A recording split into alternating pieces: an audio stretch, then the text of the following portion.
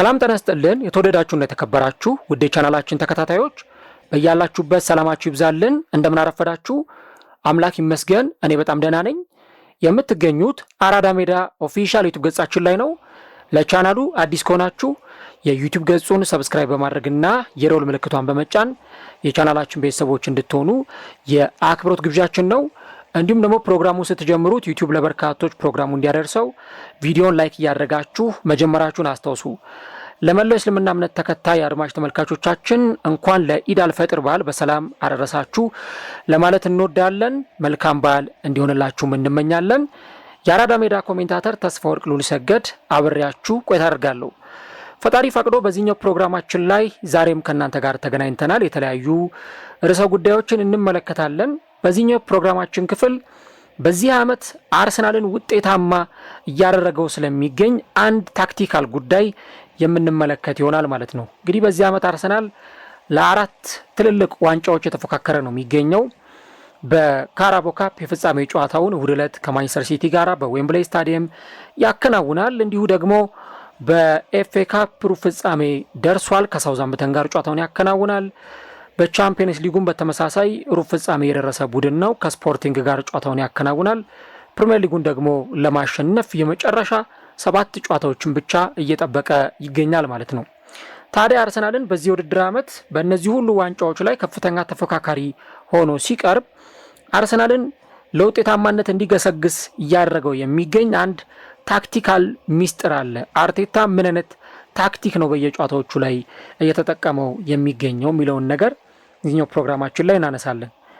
እንግዲህ በዚህ ዓመት የአርሰናል ትራንዚሽን ወይ ደግሞ የአርሰናል ሽግግር አይቀመሴ ሆኗል። ለዚህ ደግሞ ባየር ሌቨርኩሰን ምስክር መሆኑን የባለፈው የቻምፒየንስ ሊግ የመልስ ጨዋታ ላይ ተመልክተናል። አርሰናል ዘንድሮ በሽግግር ወይም በትራንዚሽን ወቅት ሽግግር ስላችሁ ከመከላከል ወደ ማጥቃት አርሰናል የሚቀየርበት ፌዝን ማለት ነው። ይህንን በሚያከናውንበት ጊዜ እጅግ በጣም አደገኛ ቡድን ሆኖ ብቅ ማለቱ አዲስ ነገር አይደለም። በተደጋጋሚ ጊዜ ያየነው ነገር ነው። የፕሪሚየር ሊጉ የጨዋታ ጠባይ በመቀየሩ አሰልጣኝ ሚኬል አርቴታም የግድ ታክቲኩን እንዲያሻሽል ተገዷል። በፊት አርሰናል በ4-3-3 ይጫወታል። ኳሱን ለረጅም ደቂቃ ተቆጣጥሮ ይጫወታል። እያጠቃ ፕሬሸር እያሳደረ የሚጫወት ቡድን ነበር። አሁን ላይ ግን አርቴታ ኳሱን ተቆጣጥሮ ከመጫወት ይልቅ አልፎ አልፎ በተለይ ደግሞ እንደ ተጋጣሚዎቹ አቀራረብ ኳስን ለተጋጣሚው በመተው የሚፈጠሩ ክፍት ቦታዎችን በፍጥነት የሚያጠቃ ቡድን ሰርቶ ብቅ ብሏል ማለት ነው። ለዚህ በጣም ብዙ ሰዎች ይመጡና የአርሰናል አጨዋወት አስቀያሚ አጨዋወት ነው፣ ደስ የማይል ጨዋታ ይጫወታል የሚሉ አይነት ትችቶችን ያቀርባሉ።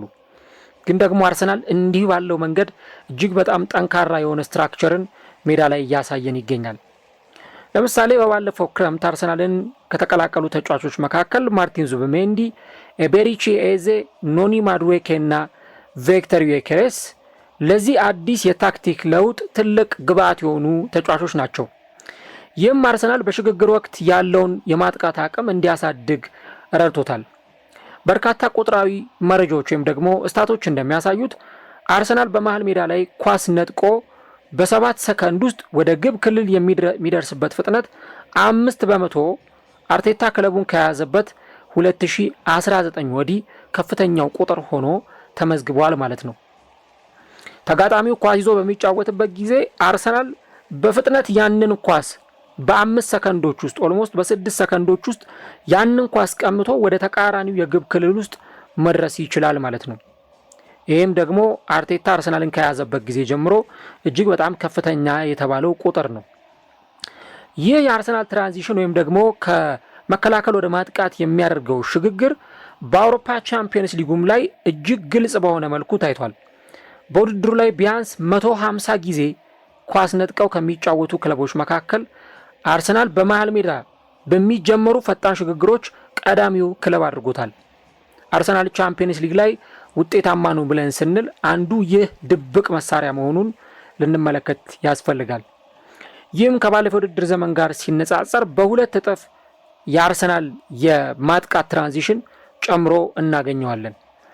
ምክንያቱ ደግሞ የአውሮፓ ክለቦች በተለይ በአርሰናል ፕሬሲንግ ወይም ደግሞ ጫና ውስጥ አልፈው ለመጫወት ሲሞክሩ የሚተዉት ክፍት ቦታ ለአርሰናል ለማጥቃት እጅግ በጣም አመቺ ስፔስን የሚፈጠርለት ይሆናል።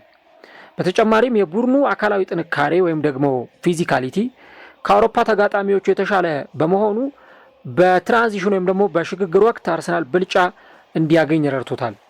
ለዚህ ማሳያው አርሰናል በአትሌቲኮ ማድሪድ፣ በኢንተር ሚላን እና ደግሞ በቅርቡ ማክሰኞ ዕለት በባየር ሌቨርኩሰን ጨዋታዎች ላይ ያንን ነገር በደንብ አስመልክቶናል። ለምሳሌ በአትሌቲኮ ማድሪድ ጨዋታ ላይ በጣም በጥቂት ደቂቃዎች ልዩነት ነው አርሰናሎች 4 ጎሎችን ያስቆጠሩት። ያ ማለት የአርሰናል የማጥቃት ትራንዚሽን እጅግ በጣም ፈጣን በሆኑ ሰከንዶች ውስጥ ተግባራዊ እንደሚደረግ የሚያሳይ ይሆናል። የሳካና የትሮሳርድን ሚና በተመለከተ በባለፈው የባየር ሌቨርኩሰኑ ጨዋታ ላይ ለአርሰናል የማጥቃት ሽግግር ቁልፍ የነበሩት ሁለቱ ተጫዋቾች ናቸው። በተለይ ቡድኑ በሚያጠቃበት ወይም ደግሞ በሃይ ፕሬሲንግ ጊዜ ሁለቱ ተጫዋቾች ወደ መሃል ጠጋ ብለው ይቆሙና የተቃራኒ ቡድንን የመከላከል እና የመሃል ሜዳ መስመር ጠብቀው ይሮጣሉ። ኳሷ ልክ እንደተነጠቀች እነዚህ ተጫዋቾች ባሉበት ቦታ ሆነው ወዲያውኑ ጥቃት ለመሰንዘር ዝግጁ ይሆናሉ ማለት ነው እና በባለፈውም የቻምፒየንስ ሊግ ጨዋታ ላይ እንደተመለከታችሁት አርሰናል ያንን ጨዋታ ሲያሸንፍ በጣም ምርጥ ብቃት ያሳዩ ብዙ ተጫዋቾችን መጥቀስ ይቻላል። ዴክላን ራይስ ደግሞ የጨዋታው ኮከብ እንደነበረ ታስታውሳላችሁ። በዚህ ጨዋታ ላይ ግን በተለይ የሁለቱ ተጫዋቾች ሚና እጅግ በጣም ከፍተኛ እንደነበረ ጨዋታውን የተመለከቱ ሰዎች አንዱ በቀላሉ የሚረዱት ጉዳይ መሆኑን በዛ ጨዋታ ላይ ተመልክተናል ማለት ነው እና የዛን ጨዋታ ደግሞ የተመለከቱ ሰዎች የአርሰናል ትራንዚሽን ወይም ደግሞ ሽግግር እጅግ በጣም ፈታኝ ሊሆን እንደሚችል የተመለከቱበት ነው። ለምሳሌ በጨዋታው 11ኛው ደቂቃ ላይ የቡድኑ ግብ ጠባቂ የባየር ሌቨርኩሰኑ ብላስዊች ኳሱን እዛው ለተከላካይ መስመር ተጫዋቹ አቀብሎ ኳሱን ለማስጀመር በሞከረበት ሰዓት ወዲያውኑ ገና 2 ቅብብል እንደተቀባበሉ ሊያንድሮ ትሮሳርድ ያንን ስፔስ ለመዝጋትና ለማጥበብ የሮጠውን ሩጫ ስንመለከት ነበር። ቡካዮ ሳካ ደግሞ በዚህኛው መስመር ላይ የሚገኝ ተጫዋች መሆኑን ተመልክተናል። የቤን ዋይትንም ደግሞ ብትመለከቱ ቤን ዋይትም በዚሁ ጨዋታ ላይ ተመሳሳይ አይነት የአርሰናል ትራንዚሽን በምን አይነት መንገድ ተግባራዊ እንደሚደረግ እዚህ ጨዋታ ላይ ቤን ዋይት አስመልክቶናል። ቤን ዋይት ኳስ ነጥቆ ለቡካዮ ሳካ ሲሰጠውና ሳካ ደግሞ ወዲያው በመስመሮች መካከል ለነበረው ትሮሳርድ ያቀበለው ኳስ ትልቅ ማሳያ ነው። በሌላ በኩል ደግሞ የባየር ሌቨርኩሰኑ ግብ ጠባቂ ብላስዊች ያሻማውን ኳስ ዙቢሜንዲ በጭንቅላቱ ገጭቶ ለትሮሳርድ ወደ መሬት ካወረደለት በኋላ ትሮሳርድ ከዩኬሬስ ጋር እንዲሁ ደግሞ ከራይስ ጋር በመናበብ የሌቨርኩሰንን የመከላከል መስመር ሰንጥቀው ገብተዋል። የሳካና ትሮሳርድ ወደ መሃል ተጠግቶ መቆም ደግሞ ወይም ደግሞ ናሮ ፖዚሽን ምንለው ማለት ነው ተጋጣሚን እጅግ በጣም በሚያስገርም ሁኔታ ግራ የሚያጋባ የጨዋታ ስልት ሆኗል። የአርሰናል የመጀመሪያው ግብ የተቆጠረውም በተመሳሳይ የሽግግር ወቅት ነው። ራይስና ትሮሳርድ በፍጥነት ተቀባብለው ኤዜ ወዳለበት መስመር ኳሱን አቀበሉት። እንግሊዛዊውም አማካይ በጣም በኃይለኛ ምት ኤዜ ያችን ኳስ ወደ ግብነት ቀይሯታል። ይሄ ነው አንዱ የአርሰናል ሽግግር ውጤት። በእንዲህ አይነት መንገዶች ተግባራዊ የሚደረገው እንዲህ አይነቱ አጨዋወት ነው። እነዚህ ልጆች እነ ትሮሳርድ፣ ቡካዮ ሳካ ወይ ደግሞ ኦቨርላፕ እያደረገ የሚጫወተው ቤን ዋይትም ሆነ ደግሞ በቡድኑ ውስጥ ጥሩ አቅም እንዳለው የሚነገርለት ጁሪየን ቲምበር ይህንን የአርሰናል ትራንዚሽን በደንብ የሚያሳልጡ ተጫዋቾች ናቸው።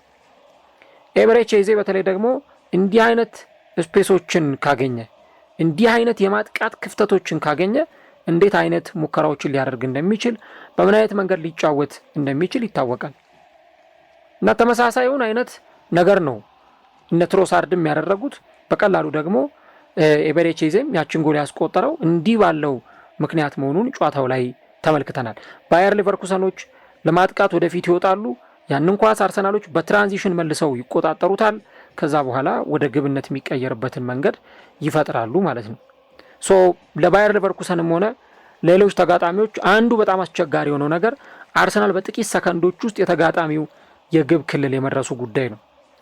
ታዲያ በዚህ ጉዳይ የአርቴታ ፍልስፍና ምንድን ነው የሚለውን ነገር ከተመለከትን የአሁኑ የአርቴታ ቡድን ክፍት ቦታ ሲያገኝ ልክ እንደ ነብር የሚወረወሩ ተጫዋቾች ያሉበት፣ በተቃራኒው ደግሞ ጨዋታውን ተቆጣጥሮ የመጫወት ብቃት ያለው ስብስብ ነው። አርቴታ በጥቅምት ወር ላይ አንድ አስተያየት ሰጥቶ ነበረ። ጨዋታው ሲመሰቃቀል ወይም ደግሞ በቃ ትርምስ የበዛበት ሲሆን፣ ቻኦስ ሲበዛበት ምርጥ መሆን እፈልጋለሁ፣ በመከላከልም ሆነ በማጥቃት ምርጡ መሆን እፈልጋለሁ የሚል አስተያየትን ሰጥቶ ነበር። አርሰናል በሽግግር ወቅት አደገኛ መሆኑን ማወቅ አንድ ነገር ነው። ይህንም ፈጣን ማጥቃት መግታት ግን ለተጋጣሚ ቡድኖች ከባድ የቤት ስራ ሆኖባቸዋል። ስለዚህ ባለፈው ራሱ ከኤቨርተን ጋር በተደረገው ጨዋታ ላይ እንደምታስታውሱት ኤቨርተኖች ኳስ ይዘው እየተጫወቱ የማዕዘን ምት አግኝተው በነበረበት ሰዓት ላይ ነው አርሰናል በመልሶ ማጥቃት ያንን ኳስ አገኘ። ማርቲኔሊ ለማክስ ዳውመን ያቀበለውን ኳስ ማክስ ዳውመን ደግሞ በጣም በሚያስገርም ሁኔታ ያንን ኳስ ተጠቅሞበት ወደ ግብነት ሲቀይረው ተመልክተናል። ስለዚህ አርቴታ ሜዳ ላይ የሚያሳየን ፐርፎርማንስ እንደ በፊቱ ተገማች አይደለም። አርሰናል ያጠቃል ብላችሁ ስትጠብቁት ተቃራኒ የሆነ ደግሞ ኳሱን ለተጋጣሚው ሰጥቶ በፋስት ትራንዚሽን ወይም ደግሞ በፈጣን የመልሶ ማጥቃት ሽግግር ሲጫወት ልትመለከቱ ትችላላችሁ። አርሰናል ደግሞ ወደ ኋላ ፈግፍጎ ይጫወታል ብላችሁ ስትሉ ልክ እንደ ባለፈው ጨዋታ እንደ ኤቨርተኑ ጨዋታ እንደ ባየር ሌቨርኩሰኑ ጨዋታ አይነት የጌም ፕላን አቀራረቦችን ይዞ ሜዳ ላይ ሲመጣ ልንመለከት እንችላለን እና አርቴታም በዚህ ውድድር ዓመት ከአርሰናል ጋር ውጤታማ እንዲሆን ያደረገው በውድድር ዓመቱ ላይ በጣም ጥሩ የሆነ ግስጋሴን እንዲያደርግ ያስቻለው ድብቅ የተባለው የአርቴታ ታክቲክ ይሄ መሆኑን እየተመለከተን እንገኛለን ማለት ነው እና ስለዚህ ስለ አርቴታ ይሄንኛው አጫዋወት ምን ሐሳብ አላችሁ? አርቴታ ይሄን ነገር እየተገበረው በመሆኑ የአርሰናል ደጋፊዎችስ ደግሞ ምን አይነት ምልከታ አላችሁ የሚለውን ነገር ኮሜንት ላይ ሐሳቦቻችሁ ልታጋሩ እንችላላችሁ። ነገር ግን አርቴታ ተጠቅሞበታል። በተለይ ደግሞ በዚህ የውድድር ዓመት አርሰናል ዋንጫዎችን አሸንፎ በሲልቨር ዌር ሲዝኑን የሚያጠናቅቅ ከሆነ አንዱ አርሰናል ላይ ለድል ካበቁት የሜዳ ላይ ታክቲኮች መካከል ይህ የአርሰናል ፈጣን ሽግግር አንደኛውና ዋነኛው መሆኑን በደንብ የምናነሳው ጉዳይ ይሆናል ማለት ነው።